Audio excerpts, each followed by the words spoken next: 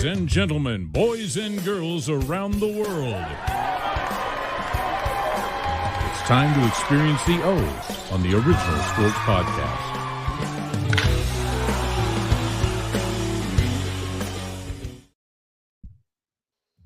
Take it away, Chops. What up, what up, what up? It's your boy, Big Chops. All right, look here. We're without the barber this week, but ain't no thing but a chicken wing. Ain't nothing. Was he at the Miley Cyrus concert or something? Man, I'm ready, man. The Miley Cyrus concert? Where's Barber? Miley Cyrus concert? Taylor Swift or something like that. Okay, say what you want, but to this day, if Party in the USA comes on, I'm grooving. I'm telling you now. Okay. That is my joint. It's been my joint. That's been my groove for the longest. You need to keep that to yourself, Chops. That has been my joint. That's something you keep under here. Oh, man, I love it. I love it, man. They say something like partying with Jay-Z. Yeah, you be keeping that under wraps. Man. Fellas, that's my joint. Okay. But so we had a lot of stuff going on, man. Yes. We got you think about it. We had some good college football. You know, our Steelers aren't undefeated anymore. We got my boy Smitty coming on from around the 412, going to drop the knowledge on us. You know, some things but before we get into Smitty, because our time's going to be limited once we get my man on. You know, he's the hardest working guy on the podcast biz, so we can only have him for a little bit. But peep this. Going back to college real quick. What are they? 44-0 Georgia against everybody else, in 1-3 in the last 4 games against Bama. So I ask you fellas, now just ride with me. Because now it's even a different coach. Does Bama just have Georgia's number, or does Georgia just get beat because when they have actual guys with equivalent athletes on the other side, they lose? Think about it, athlete for athlete, Georgia's always the best team on the field. Yeah. Except when they play Bama. I would agree with that. I would agree with that. You know what I mean? I know UGA fans are hating it, but I'm just. I would say. Good. Go ahead, sis.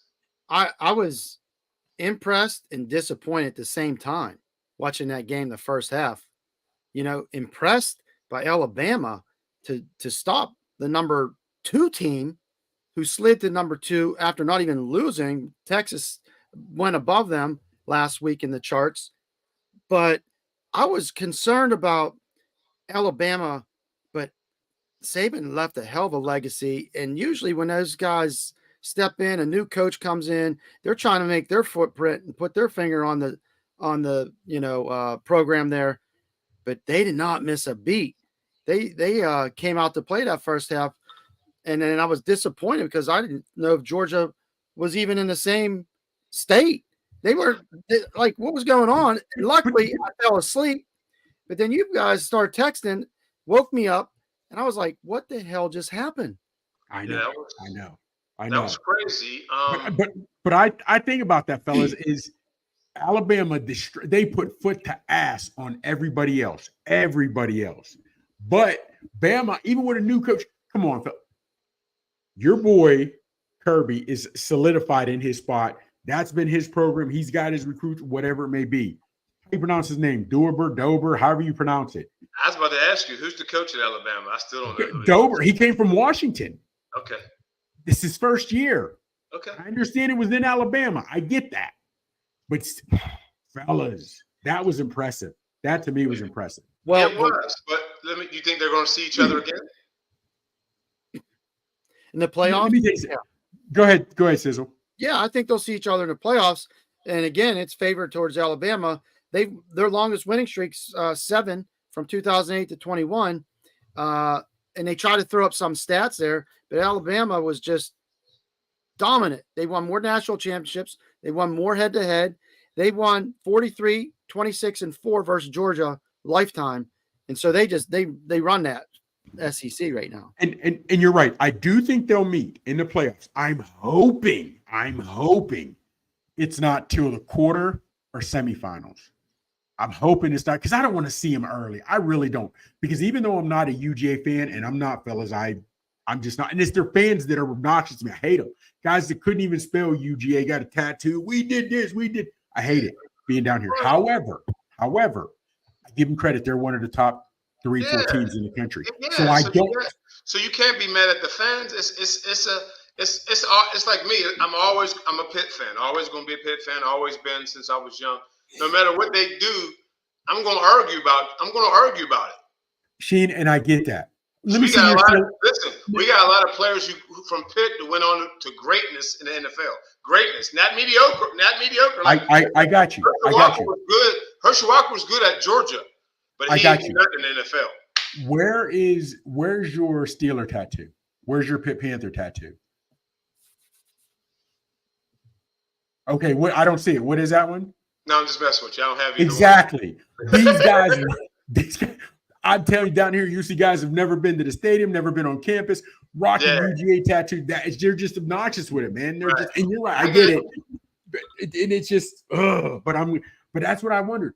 Against everybody else, when they are clearly the better team, they end up finding a way to get it done. But against Bama, athlete for athlete, either they're even Steven or Alabama might have the little advantage. Bama can't seem to get it done. And that's with a new coach first year. You don't think that brought him some grace with the damn boat boosters and whatnot? Hey, you talk about will we see them again? I think we will, and I hope it is later in the playoffs.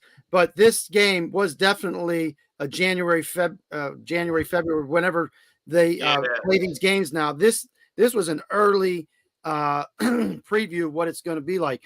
But I tell you what, Milroe, he played out his ass. And Beck was scared. I don't know what happened to him, but Milroe, he showed me a lot. I thought he was the dominant quarterback in the first half and did a little bit in the second, but not, just get them through. But I thought he was the number one quarterback of the game. I was about to say, is Beck still the number one, you think? No. You think he's number two? According to Mel Kiper Jr., he's number two. Who the hell is Mel Kiper? You know what though? Honestly, okay. So who did they have? Who do they have one? Jax? Okay. Beck. Oh no. That's what I thought. I thought I could have swore word Beck was one. I thought I heard him as one. What about old boy from Ole Miss? I thought that was supposed to be because when I read that Saturday night, that shocked me. That's another one. Like, you know what I mean? Like see, this is my whole thing with all of that. When you're supposed to be number one, or you got to win those games. You can't lose to Kentucky. You know what I mean? And then you got to beat Alabama. You got to prove you the best against the best. That's my whole anthem. To be elite, you got to beat elite. But here's the thing, Sheen. At what point do we say you realize the quarterback doesn't make a tackle? He's never on defense. So when your team now, it depends if he throws a couple INTs, if he misses a couple targets, you go ahead and put it on old boy, the quarterback. But if he's doing his and the defense is still giving up points, giving up whatever have you, how does the quarterback suffer for that? I don't get that. But now I admit, I end up turning it off too early in that game. I started watching some other sports and other stuff, so I don't know. Yeah, you know what I mean. So I don't know. Yeah, I just think when you're the dog, or you're supposed to be the dog, I need you to show up. That goes well. That's a whole other story with TJ Watt. When you're a dog, you got to be the dog. That's just how that goes. If you don't want that title, hey, tell people, hey, I'm not that dog. That ain't me. That's just me. That's just me. And dogs want dogs. Dogs want to play against dogs. Dogs don't want to play against SMU. Yeah. I sent Coach Noob that clip. Do you remember that coach? Man, I forget where he was. Somewhere in North Carolina, I think Charlotte or something. He's like, we need some dogs. We don't need these little kitty cats. Yeah. Oh, we don't need meow, meow. He's like, we don't need, how's my hair look? I need an extra band. I need new laces. We need some dogs. And that's what you're talking about. Listen, I like 2 or 3 kids to get in trouble. I like those 3. Bring them in here, man. They get in a little trouble on campus. It might be, drag racing. But listen, on Saturday, they ready to play, baby. They ready to play. Now, I don't want them harming no one. I don't want them hurting women or beating up students. But if you're stealing laptops, drinking a little bit, maybe a little bit of extracurricular activity. I like that. I like that in a guy. I need about 3 of those guys on my team. You know what I mean? Oh, okay. They've been doing that drag racing down in Georgia by Chops' house, and they killed someone. Well, I don't want to go on that. No, that I don't. I don't. Dude, they're ridiculous in Athens. How they're wrecking. Real quick, fellas. We lost a great one, MLB. Since the playoffs are starting, it made me bring up we lost old PD Rose. Real quick, as soon as we can, because I know we got our boy coming on here soon. Should he be in the Hall of Fame? What do you think about his lifetime ban? Yes, he should be. And I was hoping he would get in before this day came. I said it last night. I mean, he screwed up. He lied. He lied, denied, and then confessed. And so did Bill Clinton. But he's in Hall. But you're right, and I wish Barber was here, because baseball is so full of themselves, and they have this. I don't want to say holier than thou, but the unwritten rules. If you smack a home run, don't show up the pitcher. Don't throw up a big old fat tater for me to take it deep. You know what I mean? And seriously, in every sport, if you get used, if you get done dirty, if you get mossed, they're putting you on blast. If you get hit, they're putting you on blast.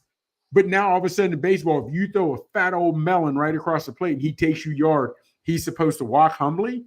If you figure if a guy has 300 bats, 400 bats in a year, if he hits 50 home runs, that's a great season. So every home run this guy gets to hit against a major league pitcher, he should get to celebrate.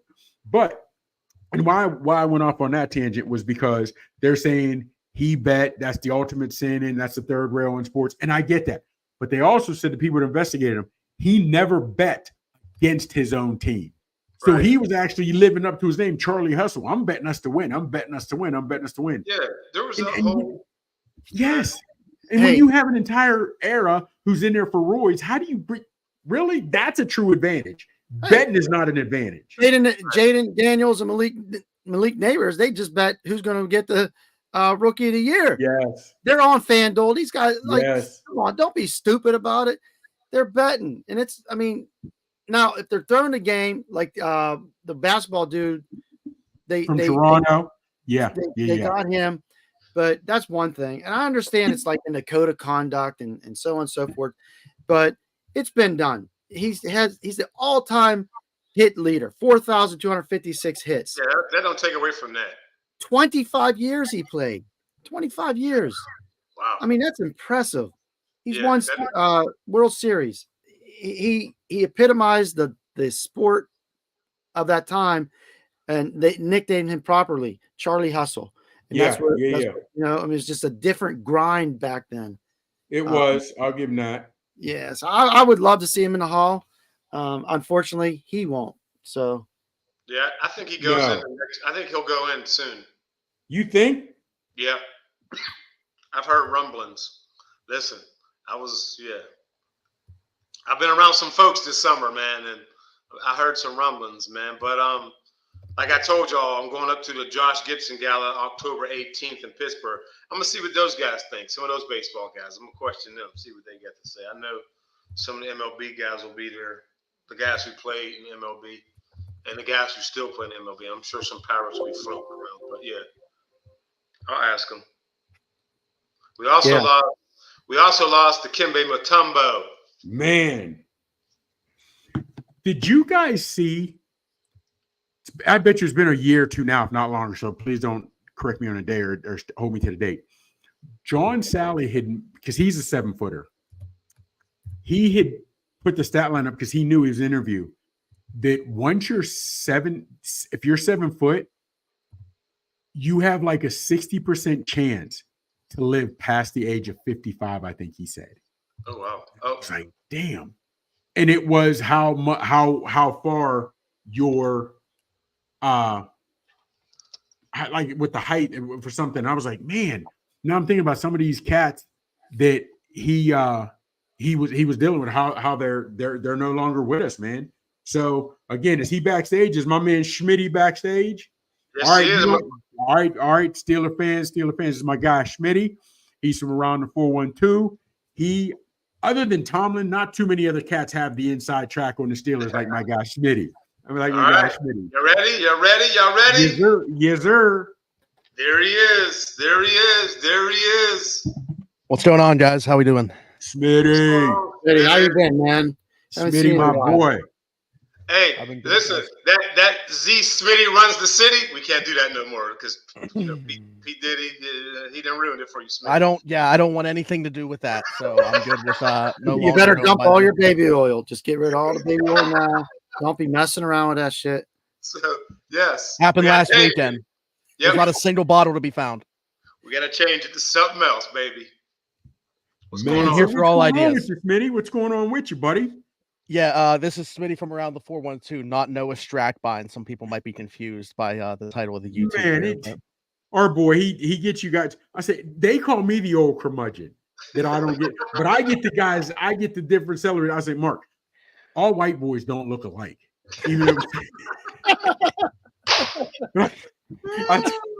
Noah, Yeah. but what's great about that is Noah and I used to work together. Actually, Oh, wow. kind of like the first our podcast around the 412 used to be on Noah's network, and that's kind of how like we really started to break in. So Okay. Wow. yeah, Noah's my boy. So no offense taken, but I'm not Noah. That's I all I'm was saying. like, geez, Lou. I know how you feel. I get confused for Bradley Cooper all the time, but Yeah, I have to I correct. see it. I see it. I correct people right quick, and it's okay. Oh, absolutely. If you turn your head to the left, squint your eyes, Yes. and You put look your like hand over. Bradley Hooper. Yeah. Randy Cooper. Bradley Hooper. Oh, Man. Hold on. Before we dive into Steelers, I was watching a little bit before I jumped on here. Kalen DeBoer is the man. Alabama's Yes. in a great spot with him. Okay. I mean, he Man. got 6 dudes from the Washington offense drafted last year. I know. He's going to have no problem recruiting at Bama. I know. And the crazy part is, though, like, even when Washington played when I say bigger school, like they lost to Michigan, a Big Ten school, they had the speed. I just didn't think they could match up front with the size and the girth. So I knew he'd bring the wide open offense and some speed, but man. Yeah. And I like think I said, Jalen Milroe sticking around for him is going to be massive too. fellas, and I got to I'm going to be honest with you. I'm the last one to the show. I did not think Milrose was that good. I did not think Milrose was going to be that good after last season. He was solid. I expected him to be able to not lose the game, but I didn't think you could put the game. He did start slow. But I didn't think you could put the game on his shoulders and expect him to throw 300, 325. But yo, it didn't look like he was going to be the one. But yeah, what's up with that freshman, the 17-year-old? Ryan Williams. Yeah. Williams. He's crazy. Did you see his NIL money went up? Just because he got that his NIL money went up. Yeah, I'm sure. He probably got a couple of $100,000 handshakes. Without question. So we'll see, man. But yeah, Smitty, I know your time is limited with us. You're on the move, moving and shaking. So, man, can we address Devontae Adams first? Mm-hmm. Yeah, absolutely. Let's start with Devontae Adams. I was actually the one that put out there about the Raiders reaching out to the Steelers, not vice versa. So this past summer, as we know, the Steelers were kind of turning over a bunch of stones on the receiver market. And the Raiders were one of the teams that they contacted. Omar was kind of told to screw off at that point in time. The Raiders had no interest in moving Devontae Adams. That tone has very much changed. I think when you go back to this was a couple weeks ago, and I don't think people thought Devontae Adams fell into this category, but if you guys remember post-game, Antonio Pierce was talking about guys making business decisions. Right. They might have to start making some business decisions. I think a lot of people like Jack Jones, there was a play that was highlighted where he didn't really want to get in on a pile, wasn't part of a tackle. You could see that. Those were the players I think people thought were being kind of categorized there by Antonio Pierce. Then you see Antonio Pierce liking an Instagram post about Devontae Adams potentially getting traded. You see Devontae Adams held out this week with a hamstring injury, yet he's still doing, appearances on podcasts and doing some media availability and stuff like that. And you start to get your mind going. So he was on Up and Adams with Kay Adams today talking about the situation and said he hadn't heard anything. It's been radio silence from Antonio Pierce. He has no clue why he liked that post. Hadn't talked to Tom Kolesko, the GM. Maybe 2 hours afterwards, it comes out that he himself has now asked the team for a trade. He would like to move on. Smitty, by chance, do you have any idea how this started? had he been rumbling in the locker room for weeks about his production? I don't get it. Yeah, it's weird because last year, plays for like, the so you got Raiders. the whole. Yeah, that's probably the best way to break it down, as simple as possible. Yeah, if you were really looking for one simple statement there, that's probably the way to go. But last year, you know, in the Jimmy Garoppolo era, Devontae clearly very frustrated, wasn't on the same page with Josh McDaniels, and they clearly needed a culture shift. Antonio Pierce comes in. It kind of seemed like everything was kind of smooth sailing for Devontae for the most part for the rest of the year. So I necessarily didn't see this coming, but he's a wide receiver. He's a top flight wide receiver who wants his touches. Hasn't really gotten that. Go ahead. Where's his contract? How many years does he have left out there? So the guaranteed money is up after this year. He's due $13 million the rest of this season. Okay. He's due $13 million the rest of this season. His cap hits are $35 million and $34 million each of the next two. And see, that's my problem, guys. I'm sorry. Go ahead. Yeah, no team's acquiring him and letting him play out those 2 years at that money, though. So that's been the conversation today following this is whoever the acquiring team is going to be, they're going to talk with him first because they're going to have to redo the contract, or the team that's acquiring him is just going to say it's going to be understood that he's being cut after the season because he ain't playing out those 2 years. Well, here's my thing, Schmitty, and help me get me there because, okay, I think Pickens is that dude. I think if he had a legit, and I love Fields' athleticism, but nobody is considering Fields even a top half passer in the league. I just don't, when you're thinking pure passers, right? So if you had Pickens on a team with a decent QB, I think he could put up Jamar Chase numbers. I was not a Pickens guy when he came onto the score. I just wasn't. But if you're not getting him his touches, how would we bring in another top guy who wants his touches? I don't get that. Yeah, I think there's honestly been some concerning things with George the last couple of weeks on tape from an effort standpoint. I went back and watched that game against the Chargers, and there's a couple plays where it looks like he's going half, three-quarters speed. And then Indianapolis at times being disengaged, he fumbles the football, and I think he got in his own head about that. And there were some concerning things post that afterwards. To be honest, I think Devontae brings out the best of any quarterback because he gets open so easily and he gets open quick. And when you look at the patchwork offensive line that the Steelers are going to have in place for the rest of the season, to me, that's a QB's best friend and the best way to maybe get the most out of them, because George's best asset is going to be throwing the football down the field. I just don't know that this offensive line is going to be able to hold up to be able to do that. And that's my thing. Okay. Now with Pickens, and here's my thing. The wide receiver is the only position that has to have a decent quarterback to shine. Because if you're I'm not saying it's okay with Pickens when you're saying he's given half effort, but if you know you don't have a top tier quarterback, if you know 8 out of every 10 catches, if I touch it, I'll catch it, but you got to at least get it to me. He's going all out, but he's not getting his touches. He doesn't have a quarterback that can get it to him. I sort of understand. I'm not going to run 5 miles a day in every game when nothing's coming my way. And to me, honestly, real quick, if you can't get Muth, if you can't get Freiermuth eaten, that to me should be your best friend. He should have Kelsey numbers, and they can't get him right. You know what I'm saying? He should be eating more than anybody helping him out. But if your quarterback can't even get Muth the ball, why bring in another tight end another wide receiver? I just knew when they signed Muth, yes, the tight end is great. Different position. The wide receivers help spread the field. Help spread the field. So, fellas, what I'm saying is, if you can't throw it 10, 12 yards, or 8, 10, whatever Muth would be, like whatever, how are you going to get another wide receiver and get him health and get him and get him fed and get him happy? What are you saying can't do that? Fields had a good game. One, nobody thought he could do it. I hate to say one because think about it. He was averaging 100 and some yards a game, and we were like, this game's proficient. He did well.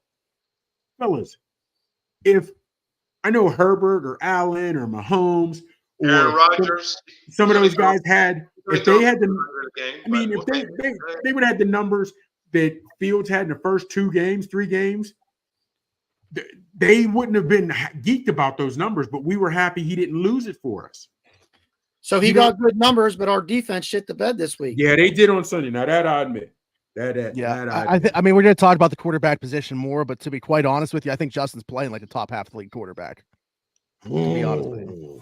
I'm right with you. He's I'm right with you. right now in every metric, the least that he is EPA per play, he's 16th in the league. He's second in completion percentage over expected right now. I think honestly, the biggest disservice that's being done to him is just the game plan. I think they're being super conservative early on, and then kind of letting it rip. When you look at this last game that took place, it took them going down 17 points to say, okay, we have to kind of take the kid gloves off. You have to. Yeah, you have to. Yeah.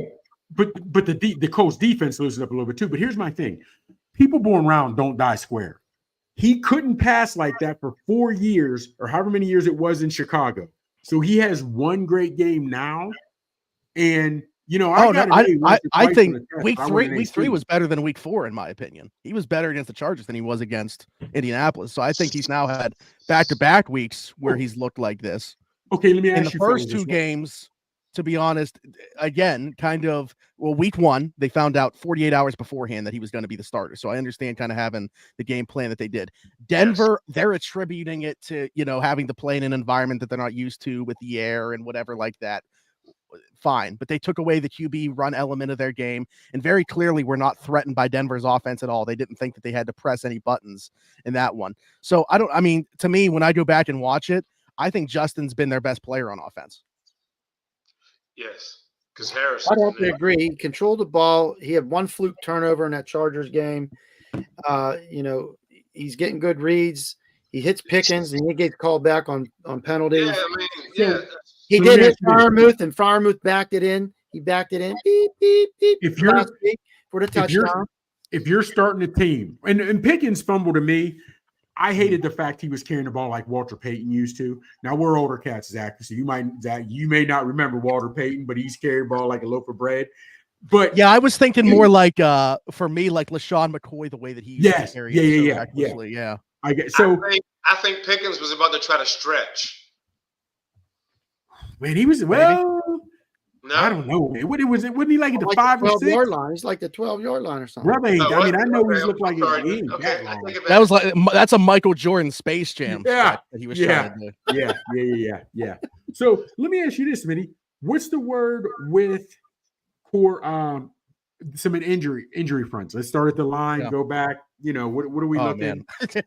With the offensive line, when I was on here, heading into the preseason training camp, stuff like that, that was their deepest position group. I thought they had 10 NFL quality guys in that group. And then you've lost 3 of them now for the season. And Nate Herbig, who I expected Zach Frazier to end up being the starting center game 1 anyway, but still you hate to lose your primary interior backup like that.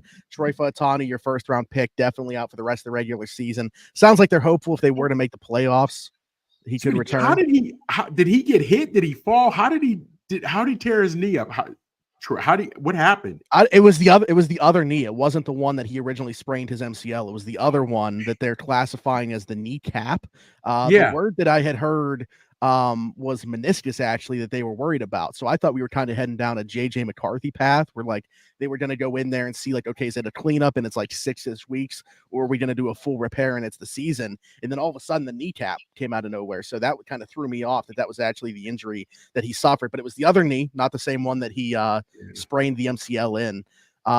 So yeah, I mean, that's obviously super unfortunate. I know that there was concerns even pre-draft about knee issues because he has some degenerative thing that they're worried about the long-term health with him. And I'll be honest, I don't know which one that was in. So if that was in this same one, I think there's going to be obviously some long-term concerns going forward there. So you lose him. Now you lose James Daniels with an Achilles injury for the rest of the season. You already got your a backup tackle, Dylan Cook, who they really like and new to the position. I mean, you're talking about a guy that was a transformed from a quarterback. 3 years now he's played tackle. So, but they really like him as a project guy. He'll be the primary backup at both spots once he comes back. He's working his way back. I think he could even return to practice later this week or next week. So that'll be good to at least get him back. And then, Sam Allo working his way back, and I think we do see him return this week. Gotten 3 limited practices last week. Go ahead. What about the guy from the Patriots that they just signed? Calvin Anderson. Yes. Yeah, I mean, he's to me just a guy. He's had some weird stuff health wise, and like he had malaria a couple years ago. I know that he's also suffered some knee injuries. Like I was kind of surprised that this is the guy they took a flyer on. But again, I think he's just kind of like a just a guy type of player. Who they signed today? Max, or he played on the Bengals, the Texans. Yeah, Max Sharping. Yeah, from he was a second round pick of the Texans.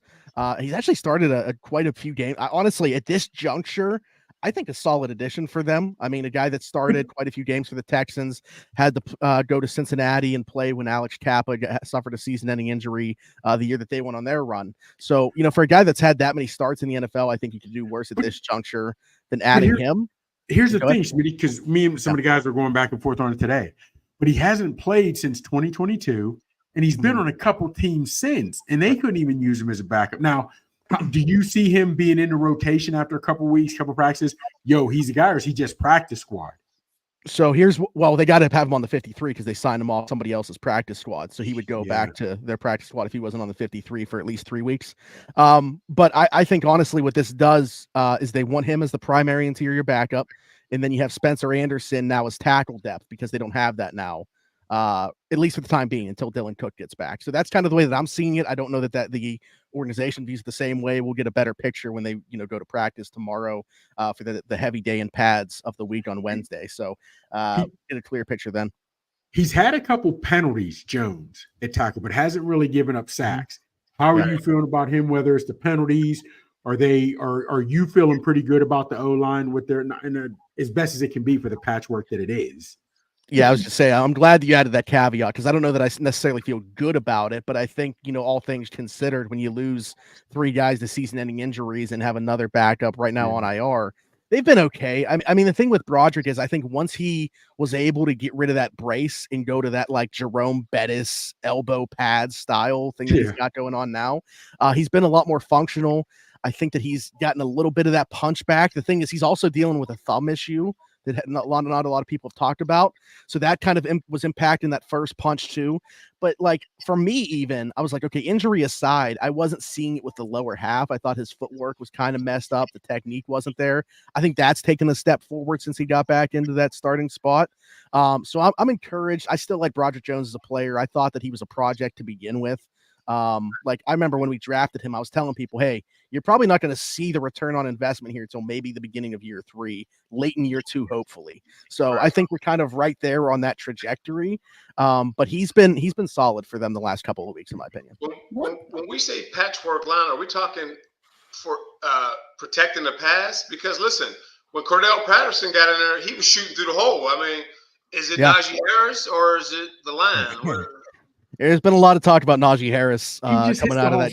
So slow. That's my issue. He just hits it slow. Right. Yeah. Well, to your point, I want to start with the offensive line thing first, because it's true. Like they're running maybe like 10 true pass sets. They're setting these guys up to not be able to fail because of what we're talking about. Like they'll do a lot of play action, a lot of bootlegs, and just not really putting their offensive line in positions to get killed. As far as the run blocking goes, where you would think like when you look at the guys that they still have there, even with the injuries, that still should be the strength of this team.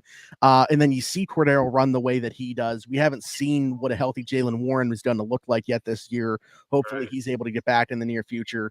But yes, I mean, Najee's not 100%. I'll give him that caveat too, for sure. But at the same time, man, like if he's healthy enough to play, like I thought this was one of his worst games in his NFL career when I went back and watched was this game against Indy. He had his arm in a sling last Monday, and then they said he was fine on Tuesday. I mean, there's no way. Like, you're not fine if that's the case. You might be healthy enough to play, but you're not fine. So yeah, I thought Najee was one of their worst players in this game against Indianapolis, and he needs to be much better. I don't think that the line necessarily did him any favors, but I thought he did a poor job of taking advantage of what was at least there. Hey, I have a question because we talked about this before. If we keep talking about this patchwork line, is there any chance of Darnell Washington stepping into a role there? Because he only gets one catch a game. Yeah, I know a lot of people have talked about, just play him at tackle. I don't think that that's ever going to happen. I do think they are going to use him as a security blanket for whichever tackle they feel like. Like we've seen them do it with Broderick to kind of ease him back into the starting rotations, using him as the 6th offensive lineman and just kind of having him attached at the hip. And I think that they'll continue to deploy that. I mean, they're going to play 2 or 3 tight ends on more of their snaps than not anyways. So Darnell, I consider him an extension of the offensive line more than I do a tight end, but I don't necessarily think that he's ever going to actually play tackle. Okay. Who's the And last I'll tight admit, end? Who's the last tight end to come in to play tackle? Man, I mean, Villanueva did it. I don't know if another one has done it since. Chops, you guys don't know Larry Brown? Oh, man. Oh, you mean okay? Yeah, okay. So Villanueva was a converted tight end as well, and so was Jeremiah Lotta. But they converted. It wasn't like actually listed as a tight end and then tackle. Yeah, I got you. All right, man. But you know what? I will admit, I do like when the pass plays when they're rolling Fields out. Let him roll out to buy more time with his speed. Now, again, it's not something you want him doing all the time, only because he's running all the time. Might get him tired. I don't know, but I do like that when they roll out. He doesn't have to worry about if the line's going to collapse on him. He gets to see the field more. That I do like. I like that. I don't know if that's one of my favorite plays this year was against Atlanta in week 1, where right before halftime they have him roll all the way to the left, but George is running a deep out to the right. And luckily, George accidentally stepped out of bounds with 3 seconds left because he kept trying to go. But that was one of my favorite plays of the year. And that's, again, getting creative because of you want to maximize Justin's strengths, but I also think it's to limit the limitations they know they have with this offensive line. No, what's the word with Cordell? How bad is he? Do you know how long where you could expect him out? I mean, what's the issue? Because he walked off, looked like a rib. I don't know. I don't know exactly what it is. I mean, Tomlin said he's leaving the light on for him to return this week. He might be dealing with it, but I know it's also something with his ankle. So I don't know. His ankle. Now, go ahead. When are you expecting Warren? What's the word on Warren? How much longer are we looking for him to be out? I'll be honest. I think Warren could have gone last week if they needed him to. I think they were so happy with the way that Cordell ran in the fourth quarter of the previous game that they were like, let's give Jalen a week here. He was already dealing with a hamstring earlier. Now he's got this knee flare-up thing. But typically if a player's hurt, they're off to the sides or not even on the practice field at all. Jalen was standing right next to the drills. He was clearly chomping at the bit, almost like he wanted to participate or was trying to participate in them. So I don't know. I think he could return this week. Maybe they do be extra cautious with it. They have some practice squad backs that I like. I mean, we saw Aaron Shamplin for 13 snaps. I don't know that he's going to be a contributor, but Jonathan Ward, who they have on the practice squad, I feel like is a guy that specifically in this scheme could be a dude. So if we're talking about needing a back this week, he would be the guy I think gets elevated before Shamplin. Oh, okay. Now this is it. This is it, ladies and gentlemen. This is the showstopper. This is what everybody tuned in for. What's the word in the quarterback room? Is this Fields' team to lose? Is he now QB1? Is it in pen yet? No. And I can't commit to that because to me the game plan has not committed to that yet. If it was my decision, and this goes back to before the season, I said this. I in my opinion, Russell Wilson out the gate probably gave them a better chance of winning maybe one more football game. But to me, I would have started Justin from the jump. Reason being, that one win wasn't enough for me to not find out if we have a potential quarterback of the future on the roster. We knew Russell wasn't going to be that. Justin potentially could. That is why I would have gone with Justin out of the gate. Now, that being said, Russell was named the starter. So I got it. I was okay with either decision. Russell was named the starter. Didn't lose the job for anything other than just because of injury. Justin had to step in. And from everyone that I talked to, this was going back a couple weeks. The plan all along was for Russ to come back this week against Dallas and be the starter. The thing is, I don't think he's physically there yet. Tomlin talked today and said he's going to ramp up a little bit this week. He's going to do some 11 on 11. They're going to have him go through some more drills. I think he gets a good week of practice in. Still think Justin starts against Dallas. Next week is where that decision is going to be made. Man, if they go out and win this game against Dallas, Justin looks good. You're 4-1. To me, that's a hard decision to sell to your team, but I think it's certainly on the table. Chops is muted. This is the first time we will not have to put up with him talking smack. But here's the thing. Good. Technology. He said it took 4 games to realize and to know what we have in our offense. we locked out the first 3 games, and the offense showed its true colors last week by not playing a full 4 quarters. Is that the offense we have to expect the rest of the season, where they put up dismal numbers? I know playing from behind, that helped pump the numbers for Fields in the offense. But is this 3 and out, 4 and out, okay, first down, stuff like that, where we're barely ticking away? Is that something we're going to have to put up with again another year? Well, here's the thing too. We keep talking about the offensive performance in the second half, really, that game against Indianapolis. They kneeled it out on the 1-yard line against the Chargers, where they scored 27 points in that game as well. And right now they're still top 10 time of possession, top 10 in third down conversions. I think they're controlling the football. I think we're just kind of waiting for the dam to break on scoring. But at the same time, when you look at what the talent they have across the board, how many times have we talked about the lack of wide receiver talent? Now you got a patchwork offensive line. I just don't think that the goal is, as much as this sounds, I mean, you would love to score as many points as possible, obviously, but the goal is really not to screw it up for the defense and just do enough with what you have of the offensive talent. Man, but I would like to see the offense at least more than hold their own. You know what I mean? Because like I said, when you're not screwing up, you're just holding your own and letting the defense win it. But here's my thing. And I wanted Russ from the opening gate, but here's why. Fields is still only 25. The way that Green Bay did it, Favre sat for a little bit, not much behind McCoskey, but he sat a little bit. Aaron Rodgers sat for a while. Jordan Love sat for a while behind quarterbacks and learned, and it's worked well for them.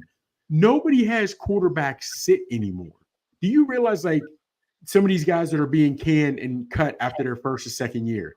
If that would have happened to Troy Aikman, if that would have happened to Peyton Manning, hell, Manning was 3-13 his first year. Oh, Aikman was 0-11.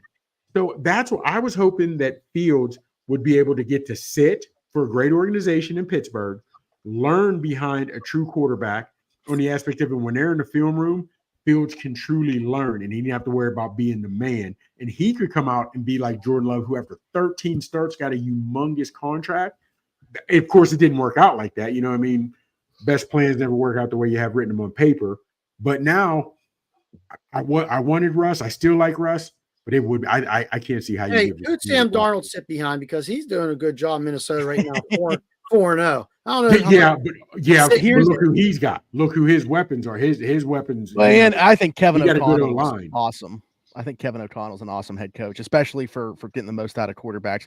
My question to you in terms of that path for quarterbacks, right, is the clock had already been started on Justin, though. Like, does that get thrown out the window? Like, it's not like he can just all of a sudden forget everything that he learned and just totally reset here, in my opinion. Like, if you already started the clock on his NFL career, him coming here and sitting, like, those 3 years in Chicago still happened. Yeah, but look, like he said, Sam Darnold. Look at Mayfield. Yeah, Baker. Look at Geno. Those guys were written off earlier in their career, and now they had a chance to sit back and learn. Now look at them. You know what I mean? And that's where, and he was still only 25. Where now QBs are playing till they're damn near 68. You know what I mean? Those guys got a little bit older too, though. Geno and right. Mayfield. Yeah. Was it a matter of them sitting, or was it just, getting in the right environment? Like, so if it's the right environment part, maybe that's already here and he's playing in it right now. I don't know what the answer is. What are you looking for out of him? Out of who? Joe? Out of Fields? Yeah. Because Fields is already an athletic quarterback. He can throw it a mile, just like Lamar. But Lamar has never had a chance to develop as a QB. There's got to be something said for Green Bay. They do it with one. They've done it with 2 or 3 QBs that have sat. Willis hasn't even sat for that long, and he comes out and already looks better in Green Bay than he did at where he was before. So maybe it's just LaFleur, but whatever they've got working in Green Bay and making these young quarterbacks sit for a full season or 2 is working. I'm on the fence. Tell me and I forget, teach me I remember, involve me and I learn. I think you have to learn by doing. I think they need to get involved, but under the tutelage of the right people, coach, quarterback, who's starting, that could help. But you have to get in the damn game and try it out a little bit, get your bumps and bruises and figure things out on your own too. True, but don't forget, Chicago hasn't had a good quarterback since before any of us They were haven't here. had a good team since '85. But what I'm saying is they don't develop quarterbacks at all. We've even known teams that have been in the gutter but had a decent quarterback, couldn't get him help, whatever it is. So he never got any proper tutelage in Chicago. We know he's a hell of an athlete. We know Fields is a hell of an athlete. And you're right, Sizzle, where they got to play. But let's not forget some of your greats. Now, Manning, they knew he was generational, whatever have you. But a lot of these other quarterbacks sat for at least a year. There used to be a saying, hold the clipboard. Now nobody does that. And if you don't come in and shine after your first year, we're thinking about cutting you or drafting somebody else. I mean, I don't feel bad for the kids because they're still walking to the bank with a ton of money in their pocket. But, man, I think Fields could have been the guy for the next 10, 12 years. He's still Speaking of the Mannings, I love when they downplay their athletic ability and they say they're just nothing compared to this Arch coming up. And they say he's fast, and they don't know where he got the speed from because none of those Manning brothers have it. Yeah, he can run. He can run. Hey, just so you know, Chops, the quarterback coach from Green Bay is from Pittsburgh. Who is it? Tom Clements went to Canavan, went to Notre Dame. Oh, he's from Pittsburgh. But he coached for the Steelers. Steelers had him at one point. How long ago? Even he retired. He came out of retirement to go back to Green Bay like Aaron's last 2 years. Yep. Hey, real quick before we get you out of here, Smitty, what are you looking at? I know it's rough because you got patchwork, offensive line, not sure who's coming back, injuries, the whole gamut. 3-1 after 4. Yep. What are you seeing? How are you looking at the second half of the season is a gauntlet? What are you expecting for the rest of the season from our Steelers? I'll be honest. Everything. Yeah, I think at 3-1, and this is kind of where they needed to be because of what the back half of that schedule looks like. I think you got to be, 7-2, 6-3 at the very least going into the bye week with what they have on the other side of that. I think that they're in a good spot. I think we're, other than we don't know what the injuries are going to shake out like and stuff like that. But as we sit here on the surface, I think they're in a fine spot. Like the offense, I think if you can continue to build off what they did in the second half last week and just kind of open things up from the get-go going forward. The defense, honestly, we haven't really spent any time talking about them, but going back watching them, the communication was all over the place. You kind of hope it was just like look at last year, that game against Houston. Maybe it was just a one-off. I guess the good news is, like last year, they didn't let this one get that out of hand. They were able to kind of mount a comeback. But there's certainly things to clean up on the defensive side of the ball as well. They got a lot of new pieces. Obviously, Patrick Queen, the guy in the middle calling the shots, he has not been very good through his first 4 games. And I think that a lot of that is due to communication. But I think the cornerbacks have been solid. I think the front seven's been good for the most part. Indianapolis just seems to have a great game plan for slowing down TJ Watt, who was not on the man holding him. Did you see a man? But listen, I'm never going to complain about. You can watch any game in the NFL, and you're going to see as many holds as you saw in that game. So, dude, I think literally a couple of those plays and more than 4 or 5, you could put those in health classes. How to properly execute the Heimlich maneuver. It was bad. It was well, bad. The thing is, to get held. Here's the thing with TJ, right? Is his favorite move is that rip move. The NFL has a rule. As soon as you go for the rip move, you can do whatever you want to the guy now. It's not a holding penalty. They implemented that rule a few years back. So as soon as TJ goes for that rip move, put him in a headlock.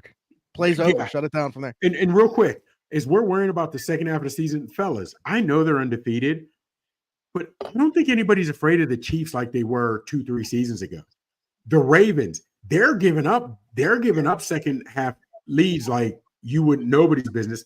The Bengals aren't who we thought they were, or at least not early. I know on paper the second half of the schedule looks like a gauntlet, and it still is week after week. But I'm feeling a lot better about the second half of the season now compared to Washington the best team that they play post-bye? Wow, man, that's the one right now I'm most scared of. I ain't gonna lie to you, Smitty. Man, James Daniels is unbelievable right now. Man, he is. I like that cat. Here's the thing, though. Let's look back. He's going to win that bet with Malik Neighbors. He's going to get Rookie of the Year. He keeps playing like that. Yeah. Here's the thing. Let's look back at Cliff Kingsbury's tenures. Always good in the first half of the season. Yeah. Let's see how they do in the second half. Yes, I know. But anyways, you asked me for a prediction. I'm sorry, 10-7. Yeah. So I'm sticking to it for the Steelers. 10-7. Yeah. I'm not changing. I'm not one of those guys that go game by game and say this is a win, this is a loss. I just like to say big picture, they're going to win games that they shouldn't. They're going to lose games that they shouldn't. It's all going to even out.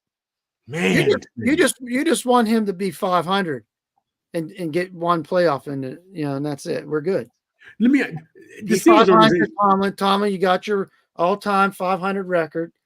If we get in, we get in. If not, we'll go back to the drawing board next time. 500, just so you know. But Let me ask you something. Smitty, because you're there. You're in the 412. With what if he? Not saying he's getting fired. That's not how the Rooney's handle it. What are the fans feeling if this cat doesn't get a playoff win? This is my nephew, and he loves the Bengals. We're sleeping on him, Bo. I actually almost fell asleep reading that comment. Yeah. Yeah. I think context matters. And again, like you look at this team right now, I think that they are a playoff team. Are they good enough to win a playoff game? It goes to matchups. I'll give you that. But if he doesn't get one, for the most part, everybody loves Tomlin. Fan loves Tomlin. If he got fired tomorrow, another team will pick him up. But if he doesn't get a playoff win this year, what do you think you're hearing out in the streets? Are there going to be more calls for his head? Are there going to be? I mean, Sirianni here's my question. Went to the Super Bowl 2 years ago, and they're talking about firing him now. Here's my question. I get it's because it's been so long since it happened, but what does a playoff win, just one on its own, actually matter? No, I get that, but we're the city. We were the city of champions, where can't go by our Pirates, but the Pirates were winning, the Steelers were winning, we had more rings than Saturn. But now we can't even get a playoff win. We just want to walk. We just want to crawl before we can walk or run. You know what I mean? So it's like at least get us a playoff win or something. You're right. One playoff win means nothing. But hell, I think that's where the conversation I think is very different for the fans than obviously the organization. They aren't thinking about winning a playoff game. Like that thought is not crossing their mind. It's about obviously winning it all. But to your point here, to me, it's going to depend about the matchup, right? If they make the playoffs, if they're a favorite, if they're hosting a playoff game and lose that game, that's going to look really bad. If they go in as a wild card team, which this team to me looks like right now, and they lose on the road to a Kansas City, to a Buffalo, as long as it's competitive, I don't know that I'm going to say, oh, here we go. The playoff drought continues because they lost this football game. Yeah, I got you. Well, Smitty, again, real quick before you get in here, what's going on with around the 412? What you guys got going on? Tell us about that. Well, the biggest thing that I like to talk about anytime somebody is gracious enough to have me on their podcast and give me their time is our Christmas mission, Rocking Around the 412, which we do every year. Man. This is year 7 of doing it. So back in 2017, we started the podcast. 2018, I was like, guys, let's find a way to give back to the community. So we started raising money. And since then, we've raised over $32,000 to be able to give kids in the 724 and 412 areas a Christmas that they otherwise wouldn't have. So we started partnering up with the East Rochester Salvation Army. Over the last 7 years, like I said, we've raised over $32,000. Last year, we gave 30 kids in the area Christmas in its entirety, their entire lists of Christmas gifts that they wanted. And then along with that, we also provide the family with a $100 gift card to be able to go and get the groceries for a holiday meal. So doing that for the last 7 years.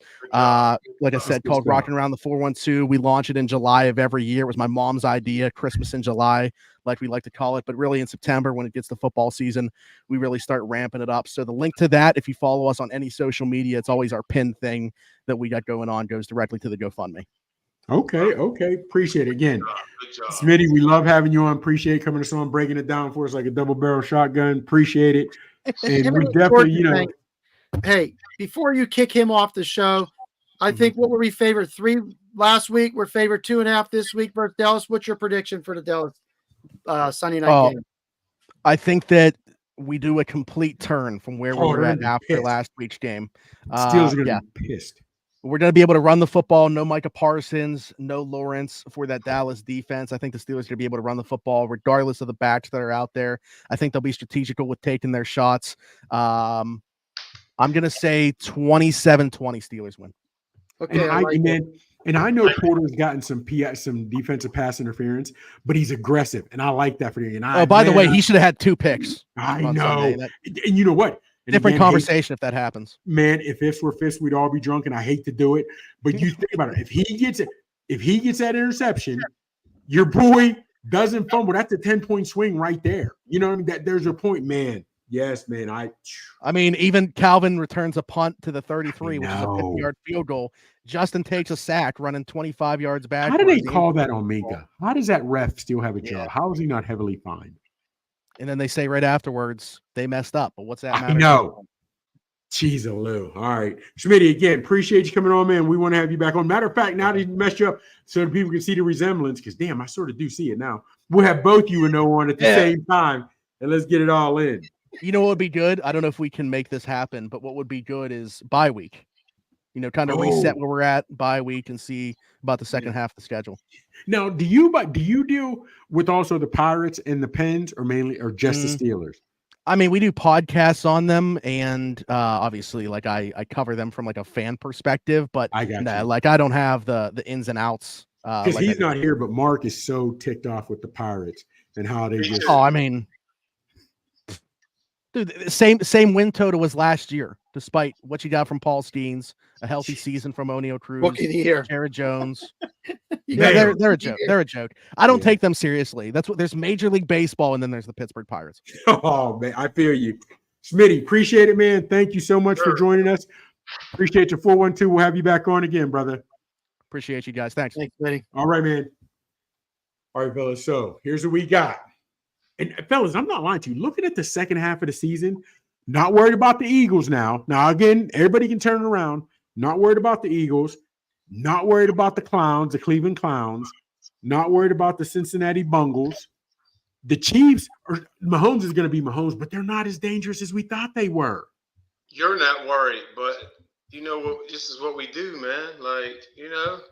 Come on, man. Like, you got to come out hot. You got to come out hot, man. You know what I mean? But then, real talk though, keep it a buck. Didn't you expect the Ravens, the Bengals, or at least the Bengals and the Eagles to look better? Yeah. Yes, but now what I'm kind of finding out is these people on these shows just be talking, man. Yeah, Just true that. talking. You know what I mean? It's like, But they had Slim Shady Burrow back. He dyes his hair blonde. He expected the Bengals to do a little something more. What are they? 1-3? 1-3? Ooh. Man, fellas. Okay, we running the table to the bye week. Got 4 games. We running the table to the bye week. Who we got? Dallas, Well, Las Vegas, New York Jets, and New York Giants. Here's what I'm like. Okay, I'm the fact that the Jets are in Pittsburgh. It's going to be hype. Night game. Going to be hype. It's going to be hype. I'm gonna be up there that weekend. They're getting after Rodgers' old ass. Believe what you hear. Believe what you heard. The Raiders are the Raiders. They got to go to Vegas. Steelers, what are they going to do? They might play. I don't know. They should. I'm. You know me, but I'm a homer. I'm thinking they're beating the Cowboys. They're beating the Cowboys. They're coming out pissed. And the Giants shouldn't stand a chance. Just keep it a buck. They shouldn't. So but that's the thing, and that's the thing. Like, they got hot and beat. See, so I no. All right. You So don't think they're on the table these last 4 games? okay, so what do you? If you're not, don't have to pick a team that you think they're going to beat. So out of these next 4, what are you going? 2-2, 3-1, I say 3-1. I say 3-1. 3-1. It's gonna be somebody like the Giants. Watch. I like to say 4-0, but they do dumb stuff like they did in Indianapolis. They should have won that game. Yeah, I agree. They contained the running back. He didn't run all over them. fellas. Honestly, like I said, freaking picked them apart. He's 85. Smitty mentioned it. Until you get to Washington and what Daniels can do with his arm and with his legs, I'm man, I don't know, man. I don't know. So we'll see, fellas. We will see. Wrap it up, baby. Until next week. Tell them where you can find you. Hey, we done added it to the names now. It's right underneath the names. You can find me at that email if you want to send me an email or anywhere on social platform. All right. That's nice. Thanks for sharing. Well, that's just my Twitter account. You know, I'm on the gram, the at Big Chops, Facebook, at what is it, Michael Gregory Mills. You know what I mean? My government. You know what I mean? And that's where you can find me on the X at the real Big Chops. Holla at your boy. Matter of fact, on the gram, it's Big Chops 824. Yes, sir. And I'm at 1T Young. You check us out on our website, social media networks. We're on podpage.com, Riddle Sports Podcast with Mark Maradei. Like us on our Facebook page. Join the conversation on Twitter. Reach out to us on Snapchat, OSP with Mark Maradei. And we'll see you all next week. Have a great time watching some football.